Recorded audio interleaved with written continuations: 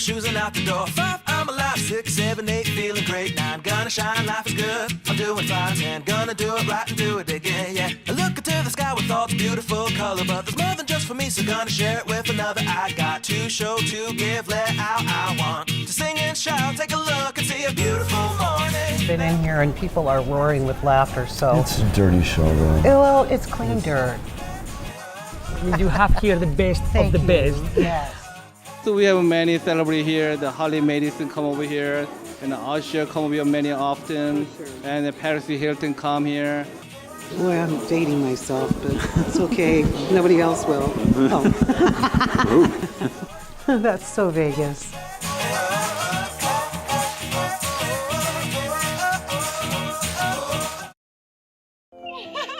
How do you see the world? Ha!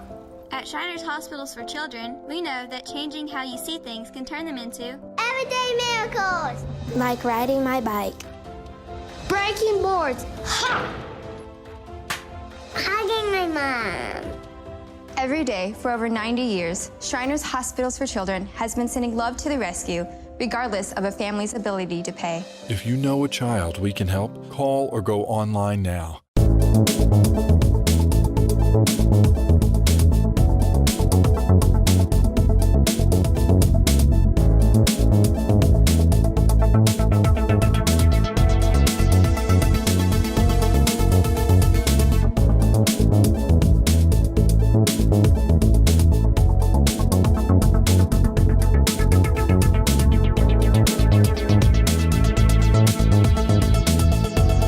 I'm Christine McKellar with That's So Vegas TV, and no, I am not in my fabulous studio at the Las Vegas Arts District. I'm out here in North Las Vegas with Paul Sallach with All In Aviation. Paul, you're an instructor.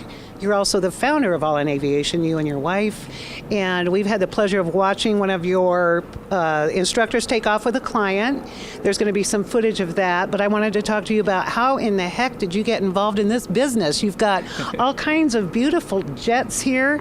You and your wife both fly. Yes. And tell us a little bit about your passion for flying. Where did it come from and why you started All In Aviation? So it's kind of a long story, but the bullet point version is that I went to school to be an airline pilot back in the late 90s, and then the terrorist attacks happened in 2001. Ooh. So I ended up going down the road to an aircraft manufacturer, Cirrus Aircraft, to teach people who had just bought their airplanes how to fly them safely.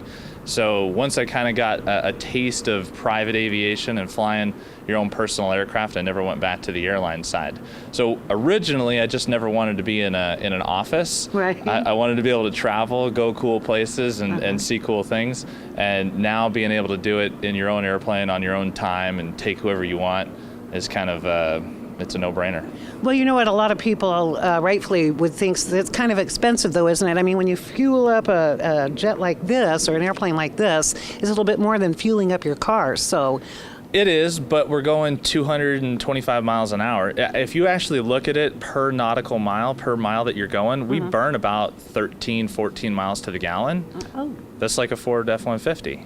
Okay, right? that's a good analogy. 250 miles an hour. So, right. It looks like big numbers, but we're going a lot faster. And then you can divide it by the number of people in the airplane. Mm-hmm. So if you're comparing against an airline flight, you got to buy 4 airline tickets, or you put 4 people in the airplane and you go somewhere. Well, I like the convenience of that. You could take like a pet, right, or whatever. Now, is there any kind of issue with like trying to get into a major airport, or how do you do aircraft like this go to private airports like the one we're at in North Las Vegas in other cities? Yeah, what's amazing about small aircraft like this is that it gives you access to, there's almost 12,000 airports in the United States. Holy cow. Exactly. The airlines only service 400 of those. So there's a whole bunch of airports that you're not able to go to if you're just stuck with the airlines. Once you fly like this, you can go anywhere. North Las Vegas is a perfect example of that. Mm-hmm. Carlsbad, Fullerton, all these little airports that... San Francisco for dinner. There you go. San Carlos, exactly.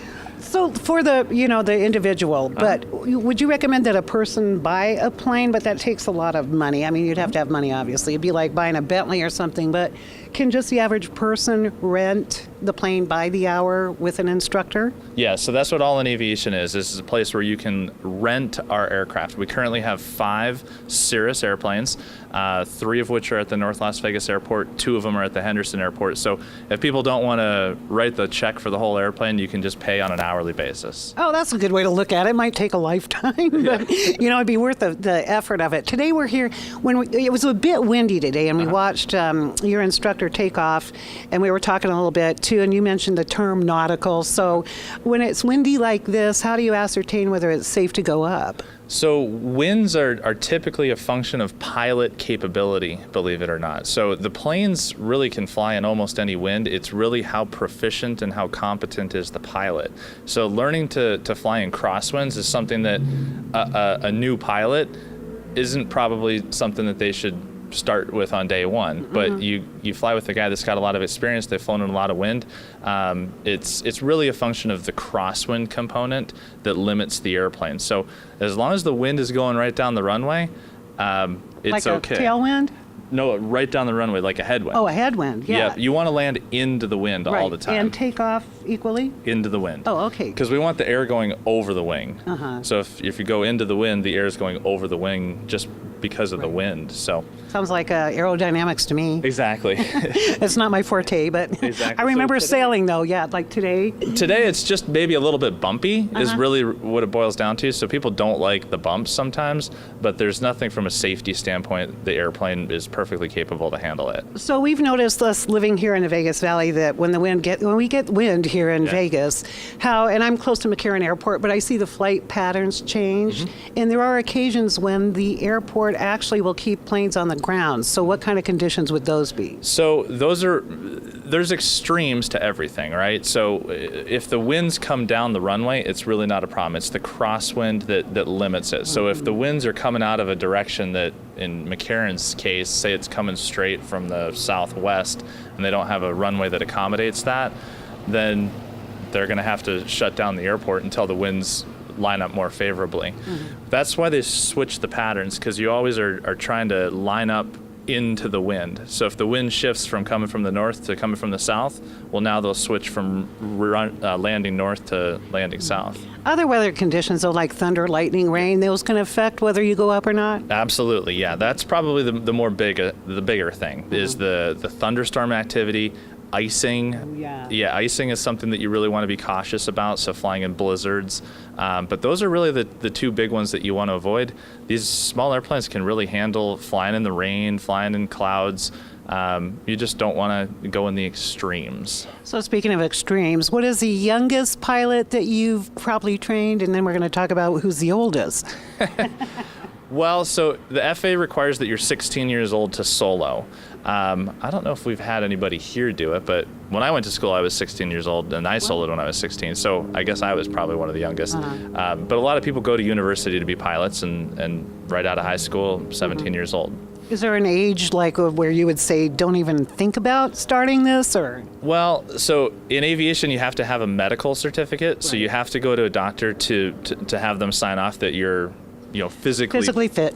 Right. Exactly. So there's not an age limit though. If you're an 80-year-old and you're physically fit and you're mentally fit, then you can learn how to fly. I tell you, getting old is hard work, but we're going to have to take a real quick break because I have to give a shout out to my sponsor, and that would be the Red Roof Inn on Paradise across from the Hard Rock Hotel. They are pet friendly, close to the airport and the Strip. Don't go away, I'll be right back. We're having a really good time out here learning a lot about aviation, and we have some beautiful craft we're going to be looking at. See you in just a minute. How often do you wish that you could grab a front row seat and for free to some of the greatest entertainment in Las Vegas? Would you like to feel like a VIP with behind-the-scenes access to who and what makes Las Vegas the entertainment capital of the world? That's So Vegas brings you up close and personal from the comfort of your home and or the comfort of your phone. Watch candid interviews with Vegas celebrities, entertainers, chefs, entrepreneurs, and visionaries. Like us on Facebook, join us on Twitter, and subscribe to our That's So Vegas TV channel to get each week's latest episodes. I'd like to give a quick shout out to one of our sponsors, CR Realty Services here in the Las Vegas Arts District.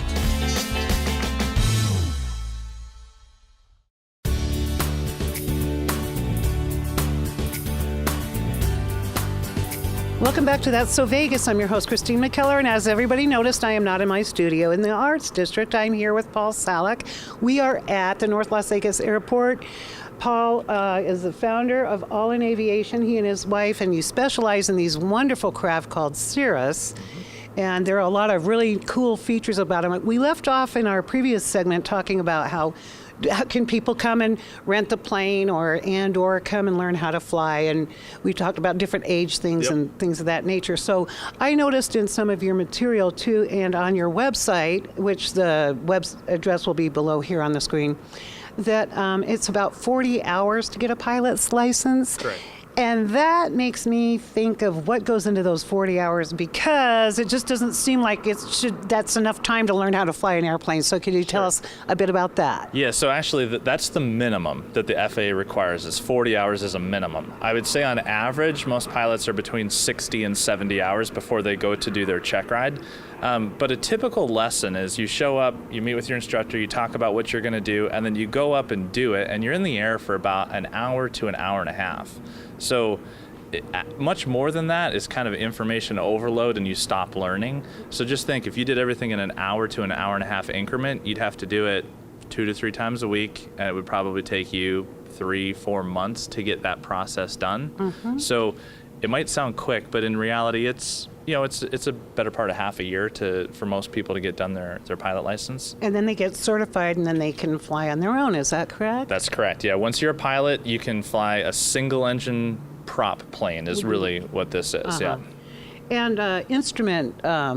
That's a bit more. Yeah, so then that's the next rating after you're a private pilot. Then if you want to be able to take your airplane and fly in the clouds, you have to learn all the rules about flying in the clouds, because if you can't see something, somebody needs to be in control. Whoa. And the person that's in control is air traffic control. So you have to learn all their rules. I see. So just for the average person who wanted to get a basic pilot's license and then say perhaps fly around the valley, go to the Grand Canyon or something, you don't really need the instrument rating.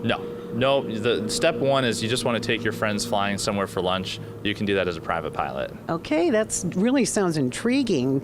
Back to I wanted to tell you, because if I'm going to go flying, I want to know I'm safe. Exactly. So a lot of people want to learn how to fly, but they're afraid of getting into a small airplane, right? They have these images of what you see on the TVs and the movies.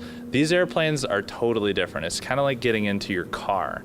But the safety feature that really makes this different than any other airplane is that it has a parachute. So if you see this right here, it says there's a rocket for deployment.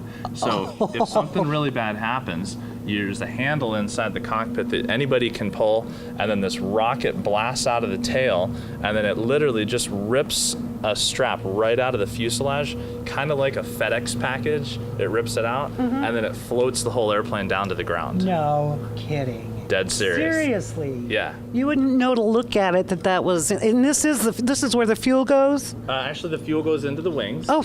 And let's talk about Okay, let's talk about the wings. Something else that's different about this airplane is that this is an all composite airplane. Most aircraft are primarily made of aluminum, and they have a bunch of rivets in them. This airplane is as you can see, a very smooth airfoil, so it's very fast, and it's very lightweight because of the fact that it's made of composite.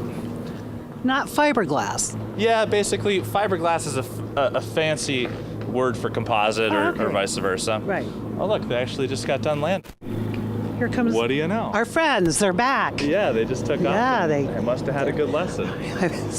Looked like they did. Let me point out what this is right here. So some of the planes have a de-icing capability, and this particular one oozes out an alcohol sort of glycol.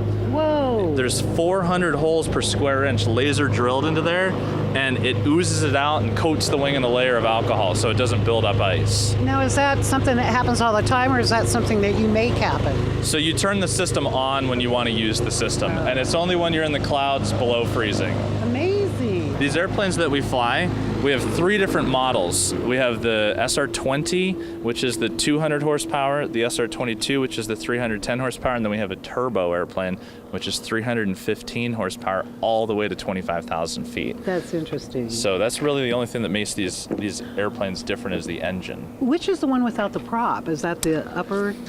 With the jet? Yeah, the jet. Yeah, so that's in the Cirrus is called an SF50. Okay. We don't yet have one. We really, really want one, but there's only 28 of them in the world, so kidding. it's slowly building up. How far could you go in this plane? So the plane goes about 225 miles an hour, and we can fly for about 4 to 5 hours. I tell people the plane will outlast most people's bladders. So you right? Good to know. Yeah, so you typically want to fly 2-3 hours, land, get out, go to the restroom, get fuel. But if you want to stretch it out, it'll go about 1,000 miles. So here to Dallas, something like that. So you could go cross country. Oh yeah. Yeah. Yeah. So most people. Would you go cross Atlantic or anything, or Pacific, or no? It doesn't have that far of a range. Truthfully, it has the ability to do it, but it's it's an 8-day trip to get there. So it's really not, it's not intended for that. The main mission that this airplane serves is anything within a tank of gas. Okay. So I'd say 500 miles is kind of the sweet spot for this type of airplane. Wonderful. What other features does it have to offer? Well, I think you probably saw some of the stuff inside of the cockpit. That's probably the most, the biggest draw for our customers is that it's all leather interior, it's all computer screen displays, they're all air conditioned equipped. So you're really flying in what feels like a flying Tesla. Absolutely. That's what I thought when we came to your grand opening. I was trying to describe it. It's like a Mercedes-Benz on the inside. Exactly. And then everything else on the outside. So now, and I'm hitting myself. I watched you fuel, but when you said fuselage, I immediately thought fuel, but that's the cabin. That's the cabin, exactly, Right. yeah. So it's got the ability to put 5 people in there, 4 comfortably, but if there's a parent and 2 kids that want to sit in the back seat, that's totally fine, but it's normally a 4-person airplane. We're going to have to go to break again because time flies. I caught myself when you're having a good time out at the airport. Don't go away. We'll be right back with Paul. We're going to talk a little bit more about this particular craft and also how people can take advantage of it. Go to the Grand Canyon, things of that nature. Quick shout out to the Red Roof Inn on Paradise across from the airport. Free Wi-Fi and breakfast for guests, and we'll be right back. Don't go away. As a mother, you don't want to have to worry about this bill is coming, but then she needs this chemo. That's a decision you shouldn't have to make. At St. Jude, a family never sees a bill at all, not one bill. It's like the world has been lifted off of your shoulders. The treatment doesn't get any better than what you receive at St. Jude. It saved my life. It saved my daughter's life. It saved our family.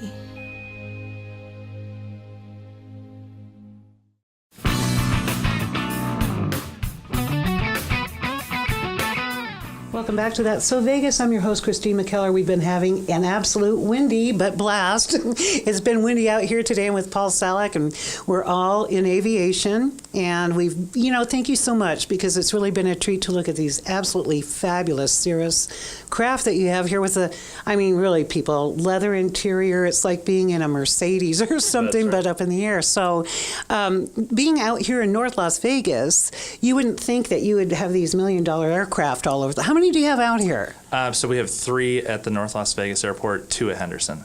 Right, and you're developing even more out in Henderson. Yeah, right? our customers that live on that side of town don't want to drive to North Las Vegas. Can you blame them? Exactly. So we're building a 24-hangar complex for some of our aircraft, and then, of course, we'll rent them out to people that need to store their aircraft as well. Okay, so the hangars then would be, and would you maintain this office too? Absolutely. Yep. So there's a lot of interest in private planes. I'm kind of surprised. It's really kind of a pricey hobby, isn't it? Well, our niche is really that we've got the #1 selling airplane in the world. So people want the best, right? And the Cirrus aircraft is the best for a single-engine prop plane. So that's our unique competitive advantage. And so what say would be the 3 most important things that make, other than the parachute, that was really Is that built into the canopy? Again, we had some footage out there. Yeah, so it's built into the whole airframe. So the whole airplane comes to the ground. It's not like each occupant has a parachute. It's for the whole airplane. Have you ever had to deploy that?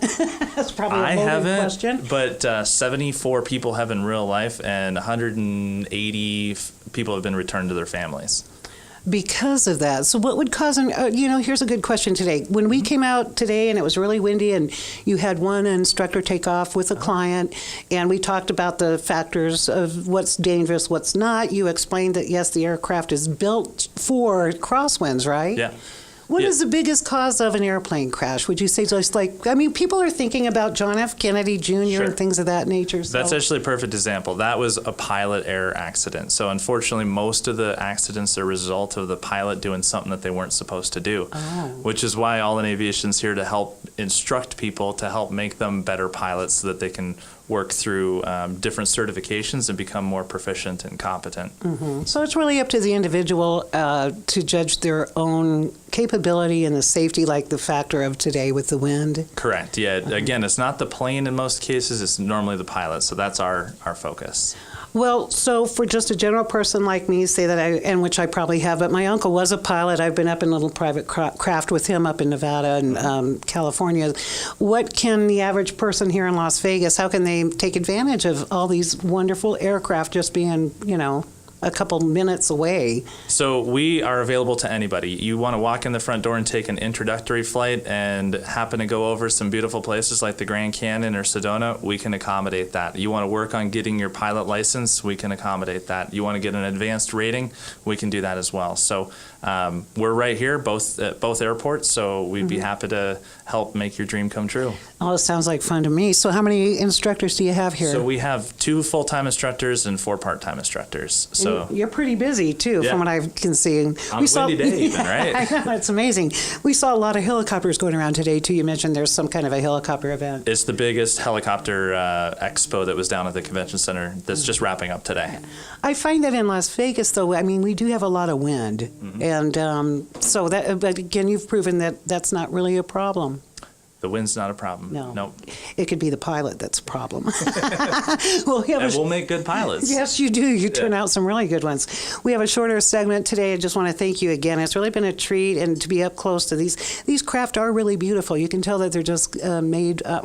Real quickly, how long would it take to build a plane like that, and what's the average cost? So if you buy a brand new Cirrus, it's about an 8-month wait. And the airplane can cost anywhere from about $400,000 to $900,000. Price of a house. Yeah, but you can live in your plane, but you can't fly in your house. That's a great note to sign off on. Thanks again, Paul. Yep. We're going to have to come back. All right, let's do it. Until next week, I'm Christine McKellar, and I'm here because that's so Vegas.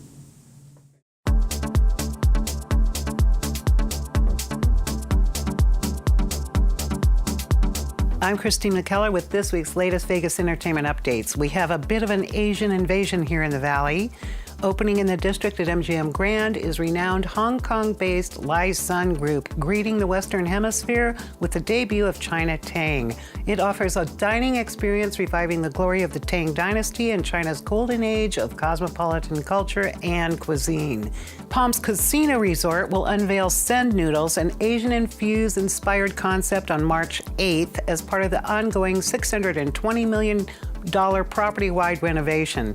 The intimate art-infused restaurant will join the Lucky Penny Cafe and Ace Buffet on the casino floor. Send Noodles will be open daily for lunch and dinner, Sunday through Thursday, and until midnight Friday and Saturday. Here's some blasts from my past.